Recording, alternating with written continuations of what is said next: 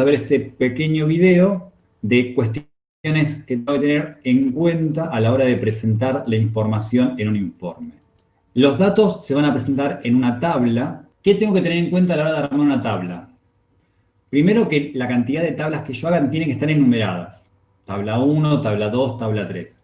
Este tema es muy importante porque después cuando yo quiero hacer referencia en el informe a algunas mediciones, podré decir cómo se ve en la tabla 1, los datos adquiridos, etcétera, etcétera. Entonces es muy importante que las tablas estén numeradas. También es muy importante, además de la numeración, que la tabla también tenga una muy, pero muy breve descripción de qué es lo que vamos a ver a continuación.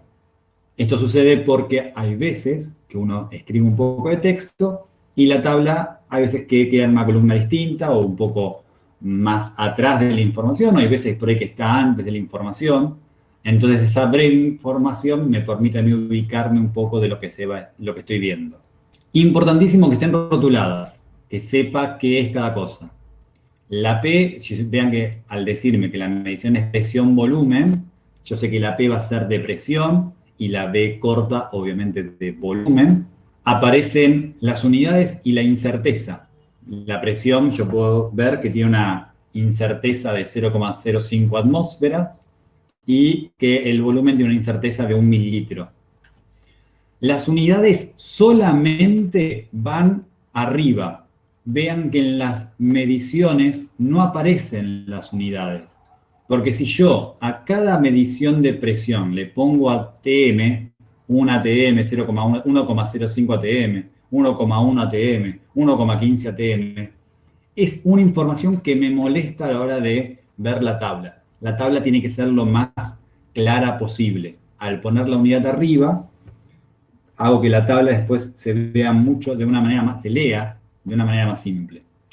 Coherencia en la cantidad de decimales entre la medición y la incerteza es lo que vimos antes. ¿Se acuerdan que dije que las incertezas las tenemos que expresar con una cifra significativa? Y después tengo que ver cuántos decimales tengo en esa incerteza para las mediciones, escribirlas con la misma cantidad de decimales. En el caso de la presión, está escrita la incerteza con una cifra significativa y vean que tenemos dos posiciones decimales, 2 dígitos después de la coma. Todas las mediciones tienen 2 dígitos después de la coma. La primera, que vale 1, que es lo que hablamos hace un rato, ¿no? Matemáticamente poner 1 o poner 1,00, matemáticamente es lo mismo, pero para nosotros que estamos haciendo y trabajando con mediciones no es lo mismo. Todas tienen 2 dígitos después de la coma. Y en el caso del volumen, que está escrito con una cifra significativa, no tiene ningún dígito después de la coma. Entonces, todas las mediciones de volumen, vean que en ninguna aparece la coma ni ningún número después de la coma, ¿no? Es un tema que tengo que tener muy en cuenta a la hora de armar la tabla.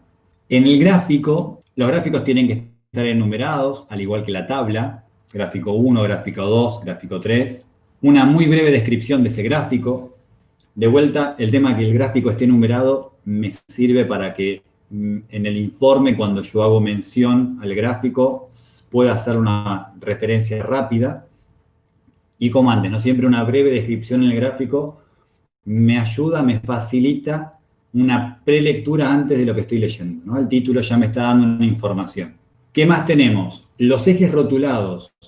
En el video que vimos hace un rato, vieron que hizo hincapié y dijo, si una gráfica no tiene el eje rotulado, ni siquiera te pierdas el tiempo en mirarla.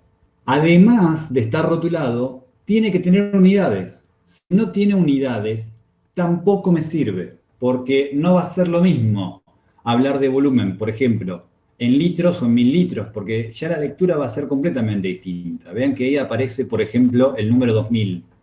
Si yo no sé si solamente me pone volumen y me pone 2000, yo no sé a qué hace referencia. Y obviamente 2000 mililitros no es lo mismo que 2000 litros. Hay una diferencia abismal ahí. Por lo tanto, el nombre y las unidades tienen que estar en ambos ejes. Vean que la presión aparece rotulada con la unidad. Las mediciones tienen que tener sus barras de incerteza. Siempre tienen que estar las barras de incerteza. En algunas ocasiones les va a poder llegar a ocurrir en donde la barra de incerteza es tan chiquitita que cuando uno la quiere graficar, cuando uno ve el gráfico, no se llegan a observar porque es muy pequeña.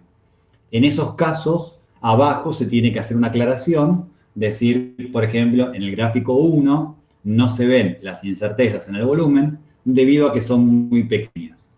Tenemos que trabajar siempre una línea de tendencia, bien, esos datos de qué me los puedo relacionar, y esa línea de tendencia va a tener una ecuación asociada que tiene que estar la ecuación.